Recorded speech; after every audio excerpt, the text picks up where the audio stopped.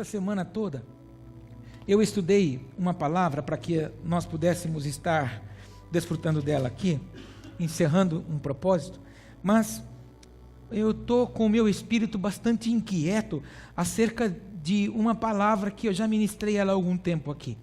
E agora há pouquinho eu estava pegando a minha Bíblia para vir para cá, o Senhor falou assim para mim: Paulo, olha, mostra assim, e começa dizendo assim. Então, esse culto aqui, ele pode estar sendo realizado hoje, claro que para edificar a nossa vida, mas essa palavra pode ser para uma pessoa. Deus pode ter mudado esse culto por causa de decisão ou de uma situação de alguém que está aqui. Talvez você está precisando de uma decisão ou de uma direção e não está sabendo o que fazer e como fazer. Então, Deus, por amar você tanto, Ele vai falar só com você, talvez. Uma palavra muito direcionada, muito específica. Você ouve muito a gente falar aqui sobre as crises que nos assolam. E eu costumo falar muito da forma como o nosso adversário trabalha contra mim e contra você. Qual é a atitude dele? Ele trabalha tentando roubar a minha atenção e a sua, gerando em mim, gerando em você uma distração. E quando nós estamos distraídos, nós não raciocinamos bem e, pior do que isso, fazemos escolhas totalmente erradas. E muitas vezes nós acabamos caindo nesse laço do nosso adversário, tirando essa distração. Essa distração ele lança para cima de nós para quê? Para roubar de mim, de você, a autoridade que foi confiada em nós. Então a Bíblia diz que o anjo do Senhor, ele acampa ao redor do que os teme e os livra. Então, imagine que você esteja aqui, o anjo do Senhor está andando à sua volta nesta posição horário. Então, enquanto você está temendo, enquanto você está obedecendo, e esse temer não é de medo, mas sim de obediência, de reverência, em prazer em cumprir os mandamentos e os preceitos, o anjo do Senhor está andando, protegendo você, para que na verdade você esteja guardado e amparado pelo Senhor. Anjos não podem ser por mim e por você reverenciados, mas eles estão disponíveis para me guardar, para te guardar, e alguns estão disponíveis para vir com bandejas de prata, trazendo a minha, a sua, a nossa bênção, em nome de Jesus. Diga para o teu irmão: enquanto você teme e obedece, o anjo está em sua volta, impedindo que o ataque do inimigo prevaleça contra você. Então, qual que é o desejo do meu adversário e do seu? Roubar de mim, de você, a autoridade e a proteção que o anjo do Senhor está com espada desembainhada em fogo nos guardando. Então, a Bíblia diz que o nosso adversário, ele anda ao derredor, ele anda no sentido contrário. E como que ele consegue nos atingir? Quando eu paro de obedecer e de temer, ou eu estou distraído na palavra que a mim está liberada, o anjo precisa parar. Porque as coisas no reino de Deus trabalham no princípio da obediência. Repete isso comigo: o reino de Deus trabalha por princípios, e o primeiro deles é a obediência. Então não tem como, se nós estivermos obedientes à palavra do Senhor, o anjo do Senhor está trabalhando por mim e por você. Mas se eu e você estivermos distraídos por um dardo que veio e nós vacilamos, o anjo para. E ao parar, uma oportunidade, uma brecha, uma porta para que o adversário entre e toque em mim e você. Então nós temos que tomar muito cuidado, porque ele tem desejo de fazer com que você não herde aquilo que recebemos por direito, imagem e semelhança.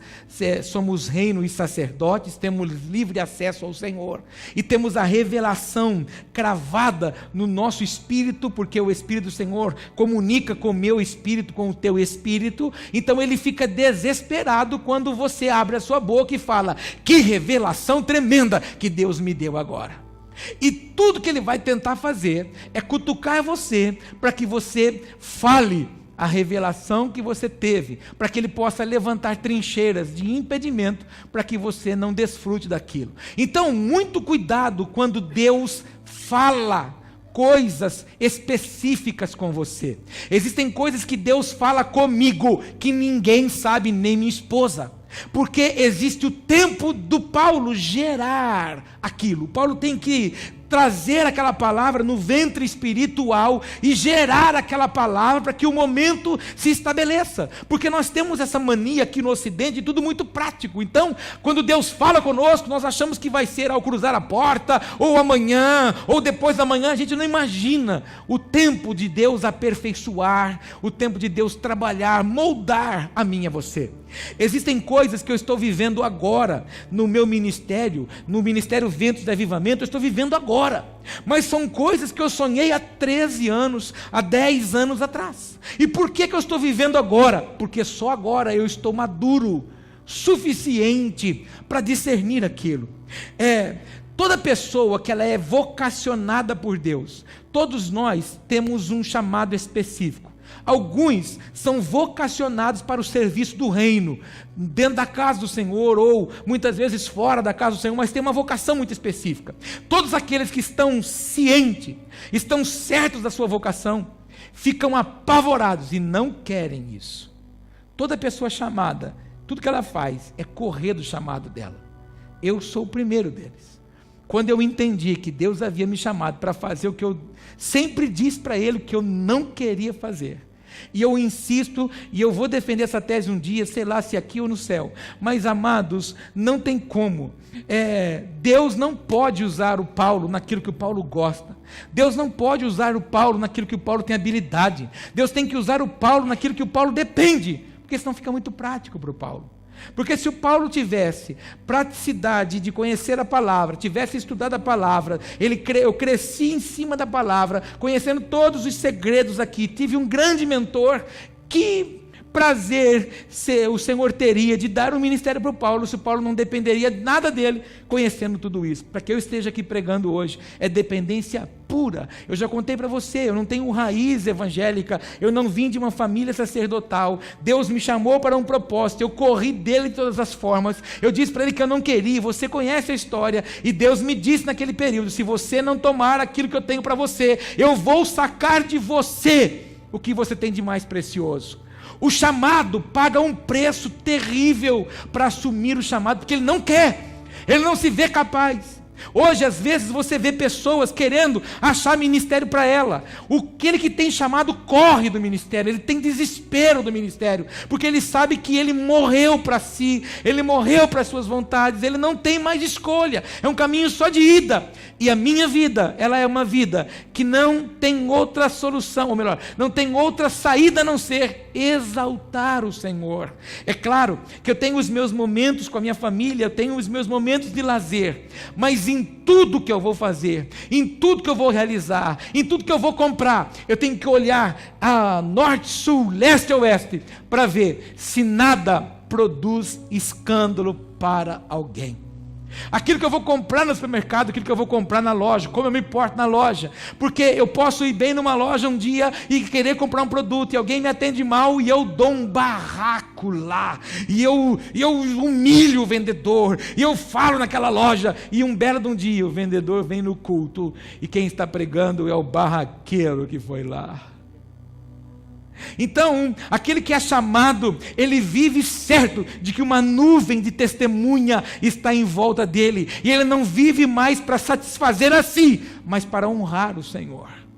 Então, é importante nós entendermos que o nosso adversário, ele vai trabalhar de todas as formas, que eu e você se apoie em coisas naturais e pequenas. Eu fiquei durante o meu dia de hoje aqui na igreja, sendo ministrado no Espírito acerca de decisões e de escolhas. São coisas que nós fazemos, e às vezes as decisões que tomamos, às vezes por precipitação, às vezes por querer viver um tempo de honra, a gente acaba decidindo algo que produz dor lá na frente. Outras vezes, pela pressa, pela insegurança ou pela carnalidade que ainda nos assola, nós acabamos fazendo escolhas que lá na frente a colheita não vai ser muito boa. Então, para que eu possa ir no texto, para que você possa entender a palavra de hoje, vamos ler um outro texto primeiro, para a gente poder compreender. Eu pedi para você abrir em Jeremias, não foi? Jeremias 17, versículo 5. Veja comigo, por favor, esse texto que está grifado na maior parte das Bíblias. Está grifado. Veja o que diz esse texto. Jeremias 17, versículo 5. Você sabe que esse profeta aqui, Jeremias, ele é conhecido como profeta alegre, amém? Não, ele é conhecido como profeta chorão, porque ele não viu ninguém se converter daquilo que ele pregou. Ele pregava, endireitava o povo, mas ele não viu ninguém. Ele teria tudo para ser frustrado. Prova disso que tem um livro que tentaram dar para ele um título que não é dele, Lamentações de Jeremias. Só que ele arrebenta quando ele diz assim: eu trago à memória somente aquilo que produz para mim esperança. Então você também é responsável até por aquilo que você escolhe pensar. Você é responsável por aquilo que você escolhe acreditar. Você é responsável por aquilo que você escolhe falar. Você é responsável por aquilo que escolhe aninhar aqui. O problema é que muitas vezes as coisas saem fora do nosso controle e a gente acaba atribuindo isso ao diabo. Ah, mas o Satanás fez isso. Mas, querido, quem escolhe falar é você. Quem escolhe pensar é você. Quem escolhe armazenar sentimentos e emoções é você, sou eu, somos nós. Não adianta nós queremos imputar, porque ele fez isso. Ele fez, vivendo pela graça, e nós falamos de graça há várias quintas-feiras. Eu preciso amar esse meu irmão porque ele me persegue, mas eu não posso aninhar nenhum sentimento aqui por causa dele. E se eu aninhar, não foi porque o diabo o quis, mas porque eu desejei. E existem muitas pessoas que já desceram as águas do batismo, caminham com Jesus, e segure mais, servem a Deus na obra do Senhor, e ainda estão aninhadas num monte de sentimentos, estão aninhadas num monte de situações. Elas são crentes no ambiente religioso, mas na verdade lutam com uma mente pecaminosa fora do ambiente religioso. Lutam com um vocabulário, com um linguajar pesado, duro e imundo fora do ambiente religioso. E isso, irmãos, eu ouvi uma frase essa semana que me arrepiou: não confunda carisma com caráter. Existem pessoas que, para esconder deficiências, elas precisam se tornar agradáveis para que ela possa ser aceita. E quando ela tenta fazer isso, é justamente para esconder deficiências que ela faz. Uma das coisas que mais hoje faz com que nós expressemos as nossas feridas, chama-se rede social. Hoje, quando você vê postagens de pessoas nas redes sociais, claramente está evidente, quando as pessoas postam algumas coisas, que ela está simplesmente escondendo coisas que ela não quer guerrear na vida dela mesma. Então o que ela faz? Ela expressa uma vida que ela não é condizente com aquilo. Por isso que as pessoas têm o desejo de, a cada tempo, tirar fotos de si e expor as suas fotos, porque elas precisam ser aceitas, elas precisam esconder aquilo. Mas isso é coisa de um outro culto, amém? Então nós temos que tomar muito cuidado para as nossas escolhas, para as nossas decisões, porque aquilo que fazemos, a colheita é nossa. E depois não adianta nós queremos levantar campanhas, levantarmos propósitos de subir monte, descer monte, porque as coisas não estão fluindo. Nós temos que ser sábios e ser homens e mulheres de Deus também para essas escolhas. E a Bíblia está cheia de instruções. Olha o que diz esse texto, no versículo 5. Assim diz o Senhor: maldito o homem que confia no homem, e faz da carne o seu braço, e aparta o seu coração do Senhor. Então aqui o profeta já começa rasgando: olha, é maldito aquele que confia no homem. Pô, apóstolo, então o que você está querendo? Porque você falou outro dia aqui na pregação que nós temos que acreditar em quem ninguém mais quer acreditar, nós temos que investir em quem ninguém mais quer investir. Muito bem, nós temos que fazer isso. Agora, o problema nosso é quando nós nos apoiamos no homem e esquecemos de tributar tudo ao Senhor. Não se esqueça, irmãos, que nós não podemos ser o centro. O dia que o Senhor deixar de ser o nosso centro, alguma coisa está errada.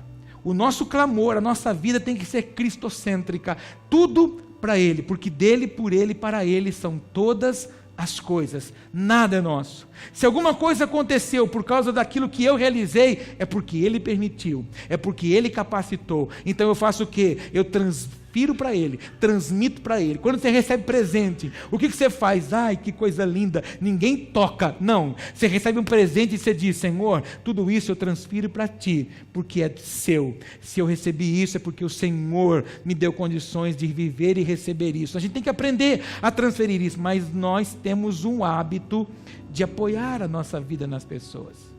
E muitas vezes nós apoiamos nossa vida em pessoas sem conhecer o fruto das pessoas. Você não pode vir nessa igreja e olhar para o Paulo árvore. Quando você olha para mim, eu sou a árvore. Então a árvore Paulo, ela pode até ser bonita, florida, mas flores não está ligada a frutos, porque não são as flores ou as folhas que se tornam frutos. Então nós temos que tomar cuidado, porque nem sempre o ornamento da árvore está garantindo o sabor do fruto. Prova disso que você vê o pé de limão, ele é bonito, e quando ele fica florido, ele é maravilhoso, mas quando você prova do fruto, ele é azedo. O que você tem contra o limão, apóstolo? Nada, eu só estou usando ele como exemplo. Mas você tem que olhar e se relacionar com as pessoas, conhecendo o fruto que essas pessoas vão gerar para mim. Era isso que o profeta estava dizendo. E nós temos esse hábito. Lá no seu local de trabalho, você tem pessoas que você se dá mais e pessoas que você se dá menos. As pessoas que você se dá menos é bom dia, boa tarde e até logo, como vai? E talvez. Mas as pessoas que você se dá mais, você já contou coisas para ela que talvez nem o seu marido ou sua esposa sabe, mas ela sabe. Então aí você fez daquela pessoa um apoio e não apoiou no Senhor. Quando não, você precisa de recurso financeiro e você apresenta a sua petição ao Senhor e não tem paciência para esperar. Apóstolo, não é questão de paciência, a questão é que precisa mesmo, mas aí você faz o quê? Vai se apoiar em alguém. Você vai se apoiar em alguém que possa ser para você a solução. Muito cuidado quando nós fazemos de alguém ou de alguma coisa um apoio e deixamos de se apoiar no Senhor. Todo mundo comigo até aqui? Vamos lá. O que mais? Versículo 6. Porque será como a tamargueira é uma árvore que tem raiz sem profundidade. Olha o que o profeta diz. Porque essa pessoa será como a tamargueira do deserto. Não sentirá quando vem o bem, antes morará nos lugares secos do deserto, na terra salgada, inabitável. É uma árvore que não tem raiz, que não tem solidez. Então ela nunca consegue desfrutar dos nutrientes que a terra dá. Em períodos de terra seca, na minha vida e na sua, é hora das nossas raízes se tornarem mais profundas. A tendência natural, quando você come um abacaxi, come ou chupa? Come. Quando você come um pedaço de abacaxi, você fala: uau, que abacaxi doce! Eu acho que isso aqui o cara plantou com muito amor. Não, o cara plantou numa terra árida, seca, dura. Então o abacaxi, o que ele teve que fazer? As raízes que vão crescendo embaixo, e ela que dá sustentação para ele, começou a fazer esforço para buscar nutrientes, água. Então ela começou a transpassar as rochas, as pedras, para buscar nutriente. E esse esforço que a planta faz gera doçura nela. As frutas mais doces é que tem as suas raízes mais profundas. A árvore trabalhou mais ainda para que o fruto pudesse ser excelente. Então diga para o teu irmão: quando a terra estiver seca na sua vida, firma as suas raízes nas profundidades, engrossa a voz e fala assim para ele: porque Deus trará doçura para você. Aproveita e dá uma olhadinha e vê se você acha alguém doce perto de você. Olha. Se não for muito doce, fala para ele: está precisando aprofundar a raiz. Mas o profeta está dizendo que aqueles que não se preocupem em aprofundar a sua raiz, eles são sem firmeza e não conseguem desfrutar do bem. Então é muito sério quando nós falamos de raiz, porque raiz traz a solidez, traz a sustentação. Algum tempo atrás eu falava sobre os cedros do Líbano aqui, e eu botei uma foto do cedro e mostrei como a raiz dele, ela além de ser profunda, ela abre, ela começa a se abrir, porque nos países que são atacados com tempestades ou com fortes ventos, os meteorologistas vão observar se esses cedros do Líbano se mexeram, porque eles são o símbolo da resistência, por causa da profundidade que eles estão firmados. Porque ele está firmado muito para baixo e bem largo, para que ele possa ter a sustentação para estar crescendo para cima. Assim como o bambu, antes dele crescer para cima, ele cresce 5 para baixo, 5 anos crescendo para baixo, trazendo sustentação, raiz, solidez. Para quê? Para que nos dias de vento forte, o vento vai vir sobre a toceira de bambu. E o que essa toceira vai fazer? Se quebrar? Não, ela vai inclinar. Por isso que ele é oco, não há orgulho no bambu. E porque ele é oco, ele se curva diante do vendaval. E quando o vendaval passa, ele volta ao lugar, porque ele está com raiz suportada, para que ele possa estar na mesma posição de outrora. E eu te pergunto, como é que você passa os vendavais da vida?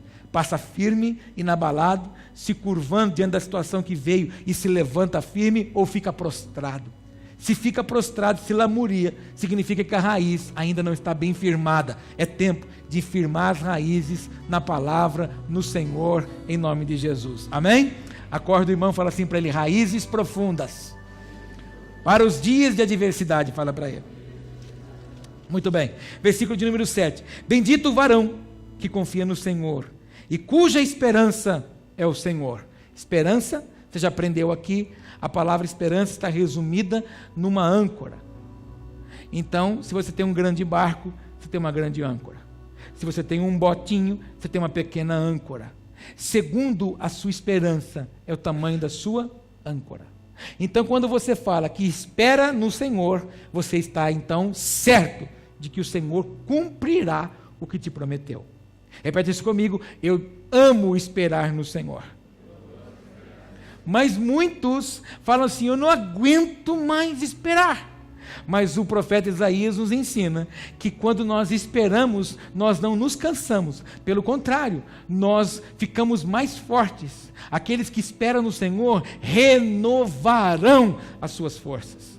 Então esperar não é cansar, esperar é renovar, está pronto para o ciclo futuro que o Senhor tem para nós. Amém? Então bendito é aquele que tem o Senhor como sua esperança, porque ele será como a árvore plantada cujas águas, que estende as suas raízes para o ribeiro, e não receia quando vem o calor, mas a sua folha fica verde, e no ano da sequidão não se afadiga, nem deixa de dar fruto. Então aqueles que estão firmados no Senhor, os dias podem ser maus. Eu até falava com uma pessoa isso antes de começar o culto. O tempo que nós estamos vivendo é tempo de dificuldade, mas quando nós estamos no Senhor, estamos sendo fortalecidos por Ele, e nenhum ciclo dele vai deixar de ser cumprido, porque estamos sendo guardados e amparados pelo Senhor. Diga: eu sou guardado e amparado pelo Senhor. Aí o profeta engrossa de novo no versículo 9. Enganoso é o coração mais do que todas as coisas, e perverso, quem o conhecerá? Aí ele responde: eu, o Senhor, eu esquadrinho o coração, e eu provo os pensamentos, eu provo o seu rim. Quando nós falamos de pensamento, nós falamos de emoções, e falamos de emoções, falamos de rim. Então o Senhor, ele olha para mim, para você, no coração e no rim. Fala assim para o teu irmão: Deus olha o seu coração e o seu rim. Você sabe que o rim, ele tem um papel fundamental de purificar. E se ele estiver contaminado com as emoções feridas, todo o nosso corpo fica doente. Por que as pessoas se adoecem hoje? Porque as emoções são afetadas. E todo o sangue que passa pelo corpo, passa pelo rim. E automaticamente, a doença que está no rim, vai para todo o corpo. É muito sério quando nós falamos de um Deus que esquadrinha a mim e a você. Eu sei que você, na escola, você era especialista em desenho geométrico, você amava aquela praga. E desce esquadro, puxa esquadro. Então, quando nós falamos de esquadrinhar, é número milimétrico, é cálculo preciso.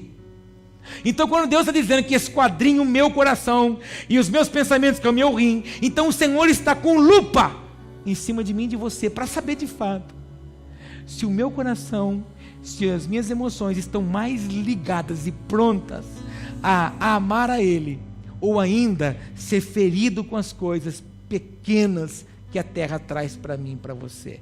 Diga para o teu irmão, cuidado com as coisas da terra, fala para ele.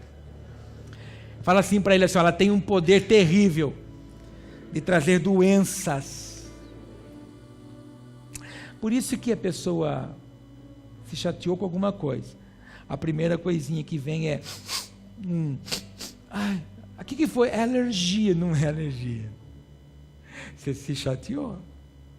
Outra coisa, você precisou falar alguma coisa e você, não, eu não vou falar para não caçar confusão. Aí sua garganta inflama, fica fechada, colada, pus total. Aí você fala, que prova, meu Deus do céu, eu luto com isso e não sei porquê. Eu vou falar, não é que você luta, é que você se magoa e você não fala, você não põe para fora, então o seu corpo fica doente. Olha, eu vim aqui para falar uma coisa e eu estou falando outra coisa aqui hoje. Olha que coisa. Fala para o teu irmão, essa coisa deve ser por sua causa. Então, o problema nosso é não vigiar as nossas emoções. Se eu pegar agora e fizer uma sabatina aqui, e você for sincero e verdadeiro, 90% das pessoas que estão aqui estão com alguma chateação nas suas emoções. Você saiu do trabalho hoje meio com aquele ser atravessado. Você saiu de casa com aquele outro ser que mora lá também meio atravessado. Tem um outro ser que é parente seu, que é forgado, dá até medo, e escorou em você e fez de você o arrimo e a sorte dele, e você está com ele por aqui que você não aguenta mais. Enfim, nós temos muito, mas a gente gosta de não aparentar as nossas fraquezas. Por isso que você precisa entender que o choro não pode ser excessivo para não ser depressivo. Olha, o choro não pode ser excessivo para não ser depressivo. Olha que bonito! Mas o choro é curador. Porque quando você chora, você reconhece que doeu. Você reconhece que foi fragilizado ali. Porque eu acredito que ninguém corta dedo, faz machucado, ou quebra braço e fica lá, que gostoso, quebra o outro. Você não fica. Você reclama, que dor. Então, a mesma coisa é nas emoções. Agora, por favor, não me apareça aqui chorando todo o culto. Não, estou brincando. Se você precisar de ser ministrado, nós vamos te ministrar. Mas você precisa aprender a lidar com isso. Porque senão o diabo te coloca num cativeiro. Eu não estou conseguindo ir aqui. O diabo prende você, domina você, bota jugo sobre você. E aí, as emoções feridas e abaladas, no dia que você tem que fazer escolhas pela palavra, não faz, porque a palavra não mora mais. A palavra já está longe daí. Está o sentimento. E a gente aprendeu por muito tempo que a nossa alma é aqui, mas a nossa alma é aqui. É o copo de prata que diz em Eclesiastes, ele fica aqui. É ela que alimenta o coração. Então, a nossa alma atribulada, ela se torna vingativa. E aí, nós acabamos até fazendo oração de feiticeiro gospel. Senhor, Deus, poderoso de Israel, cavalos e cavaleiros, Senhor, tu há de me honrar, e eu verei. Ela vai vir aqui, Senhor, em nome de Jesus. Isso é feitiço, irmão. Isso é feitiço. Isso é oração de uma alma doente, de uma alma ferida, de uma emoção danificada por um pensamento, por uma escolha errada, por um apoio errado. Agora, o grande problema nosso é confiar sem se preparar para se frustrar. Aproveita e fala para essa pessoa linda, simpática e cheirosa do seu lado, fala assim, olha, o grande problema nosso é confiar um no outro sem esquecer que vamos se frustrar. Eu aqui, um dia desse eu posso te frustrar. Você pode vir aqui um dia todo cheio de love e eu estar um grosso. Mas você, apóstolo, por exemplo, eu sou que nem você. Eu estou sujeito às mesmas paixões que a sua. As irmãzinhas estão vivas, irmã? As irmãs são mais assim, mais emoção. E ela acorda cheia de love. E aí prepara aquele café, aquele suco. E aí o bem vem. É que o bicho cresce depois que casa. Mas quando casa é gato, né, irmão? Ai, meu chuchuzinho, mas depois é urso. Deixa pra lá, deixa pro culto de casais. Mas aí ele vem, né? E você tá toda cheia de amor, assim, para falar coisas para ele. E ele nem bom dia fala para você. Aquilo foi um balde de água empedrada em cima de você. E você fica o dia inteiro com aquele pensamento. Meu Deus do céu, não acredito que ele fez isso. Eu não mereço. Mas também só por causa disso não vou pôr sal na comida hoje. E começa a maquinar coisa. E a gente acaba se esquecendo que alguém vai nos frustrar. E as frustrações não vêm de ninguém de longe. As frustrações vêm das pessoas próximas, principalmente os da sua casa. Fala para esse irmão, as frustrações vêm dentro de casa.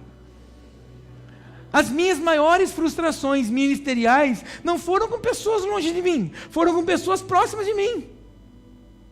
Existem pessoas que quando você pensa que ela está com você, ela não está com você, ela está com uma faca te apunhalando.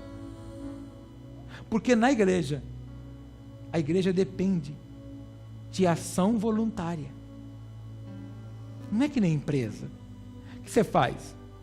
Eu passo cola lá no seu trabalho. Então eu vou te contratar para passar cola. Serviu? Renova o contrato. Não serviu? Deus te abençoe. Vai com Deus. A igreja não. O que você faz? Eu faço isso aqui. Eu subo na caixa, limpo a caixa, desviro a caixa, eu faço isso, eu faço aquilo. Mas dali a pouco, Santo de Israel. E aí se você fala assim para o irmãozinho, por favor, irmão, não faz mais não. Ele sai daqui falando que você matou ele ministerialmente e que você é o capeta em vida. É assim que funciona. É assim que funciona. Então esteja pronto para ser frustrado e ame as pessoas que frustraram você. Conta isso para o teu irmão. O consolo para você nessa noite é amar as pessoas que te frustram. Eu provo os pensamentos, e isso para dar a cada um segundo os seus caminhos e segundo o fruto das suas ações. Por favor, vou fechar até aqui para você ir lá. Pega o finalzinho do versículo. É muito sério. Para dar a cada um segundo os seus caminhos e segundo o fruto das suas ações. Então Deus dá para o Paulo segundo aquilo que o Paulo faz, segundo as escolhas do Paulo. Então você não tem respaldo bíblico para acusar ninguém, nem o diabo, que você fez escolha errada. Está lá, Fala para o irmão, essa doeu mesmo, fala para ele.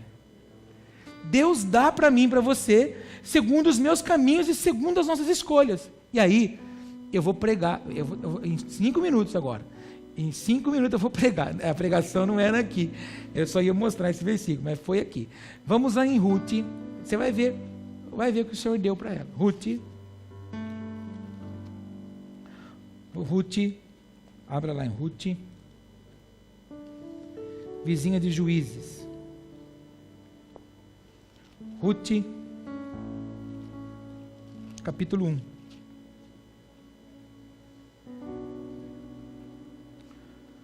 Quando você encontrar Ruth 1, você fala aleluia. Antes de você ler Ruth 1, vou te mostrar uma coisa terrível. Quando você coloca os seus olhos em Ruth 1, tem o versículo 25 do último capítulo de Juízes. Achou ele aí? Você pode ver, antes de você ver Ruth, tem o último versículo do capítulo 21 de Juízes, versículo 25. Achou? Veja o que diz o versículo 25. Naqueles dias, não havia rei em Israel, porém cada um fazia o que parecia reto aos seus olhos.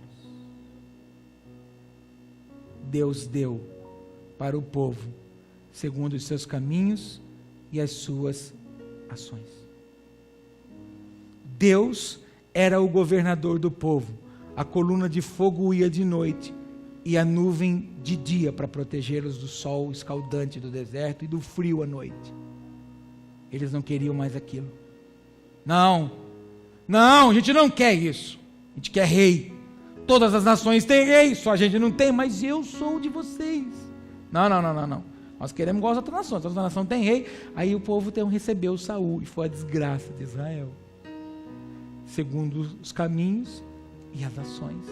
Aí, o texto de Ruth, para a gente terminar, capítulo 1, versículo 1. E sucedeu que nos dias em que os juízes julgavam, houve uma fome na terra, pelo que um homem de Belém de Judá saiu a peregrinar nos campos de Moabe, ele, a sua mulher e seus 2 filhos. Moabe, habitação dos moabitas. Quem são os moabitas? São o povo originado como neto de Ló. Na verdade era neto e filho, porque as filhas embriagaram o Ló, se deitaram com ele. Houve um pecado de incesto, e ali nasce o filho de Ló na sua própria filha, e ali nasceu os moabitas, que é traduzido para lugar de destruição. Eles habitavam em Belém, Bet-Lehem, casa do pão. Eles moravam na casa do pão. Houve um rumor de fome.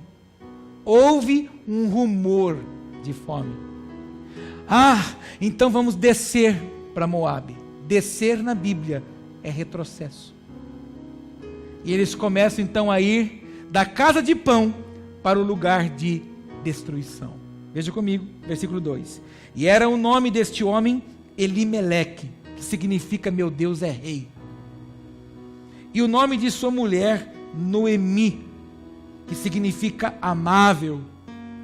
E os nomes de seus 2 filhos, Malom, que significa doença, e Quilion, que significa desperdício, definhamento.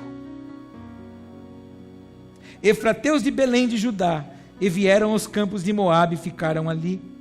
E morreu Elimeleque, marido de Noemi, e ficou ela com os seus 2 filhos, os quais tomaram para si mulheres moabitas, e era o nome de uma órfã e o nome da outra Ruth, e ficaram ali quase 10 anos. Diga comigo, quase 10 anos. E morreram também ambos, Malom e Quilion, ficando assim esta mulher desamparada dos seus 2 filhos e de seu marido. Nós conhecemos a história. Deus agiu por benevolência sobre ela, e uma das suas noras fica com ela, e ela de verdade depois se casa com Boaz, e são honradas ali. Mas eu quero mostrar para você primeiro que uma escolha errada produziu morte dentro da sua casa. As suas escolhas pessoais, elas afetam o andamento da sua casa toda. Porque o Abraão recebeu uma promessa: em ti serão benditas todas as famílias da terra, e nós recebemos outra: crê no Senhor Jesus, será salvo tu e a tua casa. Então a minha escolha, a sua escolha, a minha decisão e a sua decisão traz alguma coisa para a nossa casa. Naquele momento, como mulher sábia da casa, ela esqueceu de dizer para o marido: marido, você é o sacerdote, você é o cabeça. Mas se nós descermos, e todos aqueles, inclusive o pai Abraão que desceu para o Egito, trouxe problemas. Se nós descermos agora, nós vamos abandonar a promessa. Tem um rumor de fome, mas nós confiamos no Senhor. Tem um rumor de problema que vem aí, mas nós continuamos confiando no Senhor. Nós não vamos sair da terra que estamos plantados. Morre o marido, morre os filhos. E mais à frente um pouquinho, você conhece o texto, ele é muito usado esse texto. Quando ela volta para Belém, porque depois ouve de novo de que Belém estava prosperando. O rumor chegou até elas e elas voltam. Quando elas chegam lá, as pessoas vão receber Ruth, que significa amável. Ela diz assim: não me chame Ruth, mas me chame Mara. Mara significa amarga. Então veja que essa mulher saiu de um lugar onde a bênção estava sobre a casa dela. Eles, por uma escolha, eles foram para uma outra terra, um lugar de destruição, e produziu destruição em casa. Durante todo o dia de hoje, eu fiquei inquieto no meu espírito sobre essa palavra, e eu precisava orar hoje com você, para que a sua escolha e que a sua decisão seja certa, que ela não seja precipitada, que ela não seja por rumores, que você não viva por emoções, mas você viva pela convicção do Senhor.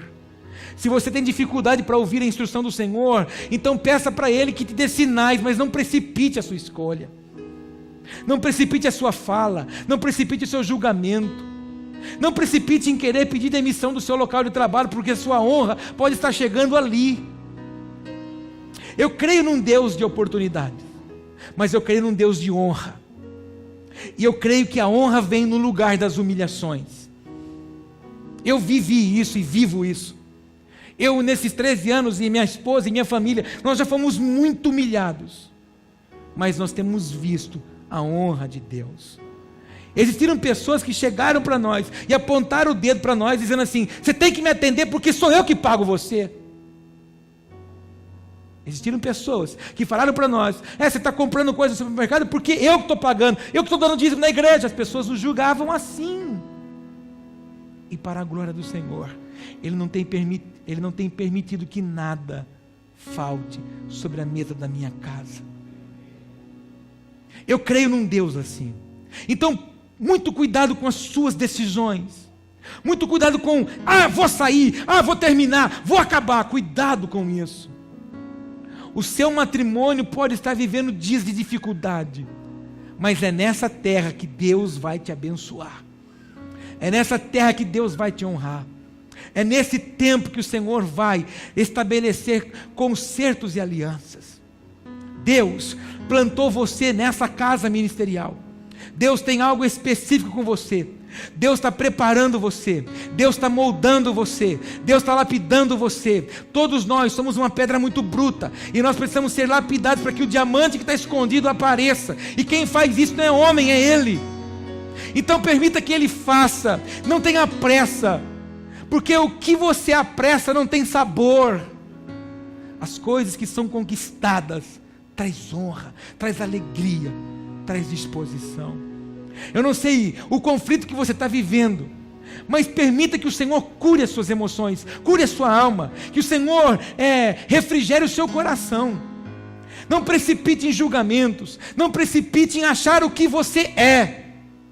Não sei se você já viu, mas todas as vezes que alguém vem pregar aqui, quando eu chamo a pessoa, seja minha esposa, seja um outro pastor nosso aqui da igreja, ou visitante, a primeira coisa que eu vou fazer é pôr água no copo dele. Porque o dia que você se achar maior do que os outros, você chamou a sua queda. Considere-se todas as vezes menor do que o outro. Porque quando Deus observa a nossa humildade e o prazer em servir, Deus te exalta. Eu fico olhando hoje, as honras que se dão, as pessoas querem ser honradas, querem ser destacadas e não amam servir. Quando você põe água no copo do profeta, daquele que vai ministrar a palavra, você recebe o galardão do profeta. Quando você chama o seu pastor por nome, no meu caso, Paulo, você recebe o galardão do Paulo. Você não recebe o galardão do apóstolo, porque você não reconheceu a honra que está sobre ele. Filho, quando você chama seu pai de você, você recebe o galardão do ser humano, José, Maria. Mas quando você chama ele de senhor, pai, mãe, senhora, você recebe o galardão, ou melhor, o legado que é dele sobre você. É honra. Muito cuidado com as suas escolhas, muito cuidado com as suas decisões, muito cuidado com aquilo que você almeja, muito cuidado com aquilo que você aninha nos seus pensamentos. Essa mulher, eles escolheram por um momento o fruto das suas ações e a escolha do seu caminho.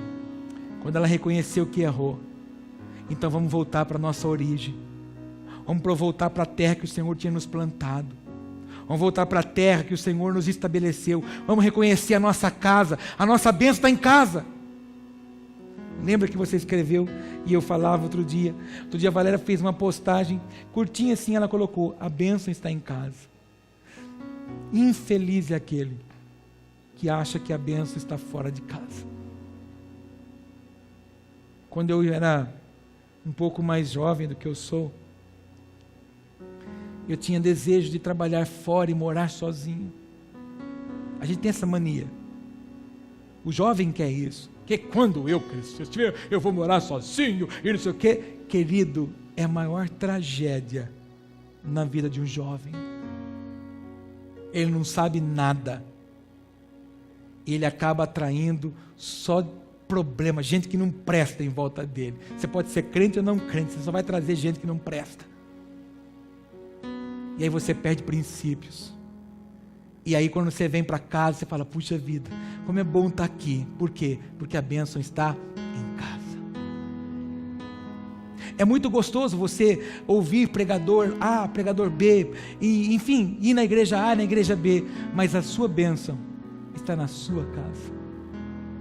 A sua bênção está na mão do seu pastor, está na mão do seu líder. Mas é que eu não curto você. Enquanto você não aprender a me amar, Deus não pode te abençoar. Fala isso, irmão. Enquanto você não amar o gordinho, Deus não pode te abençoar. Você entende o que eu estou falando? Então, eu não sei se você estava à margem de escolha, se você está à margem de decisões, ou alguma coisa que está aninhada, mas eu cumpri aquilo que o Senhor ministrou no meu espírito. Tome essa palavra como um bálsamo de Deus, uma instrução de Deus e o amor de Deus para com você, para comigo, para conosco. Então eu queria convidar você a ficar em pé para nós orarmos juntos ao Senhor.